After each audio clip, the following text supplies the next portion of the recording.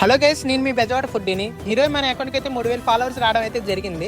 3000 followers వచ్చిన సందర్భంగా మన అకౌంట్ పేరు మీద, మన అకౌంట్ ఫాలోవర్స్ పేరు మీద అయితే కొంత టిఫిన్ అయితే డొనేట్ చేస్తున్నాం.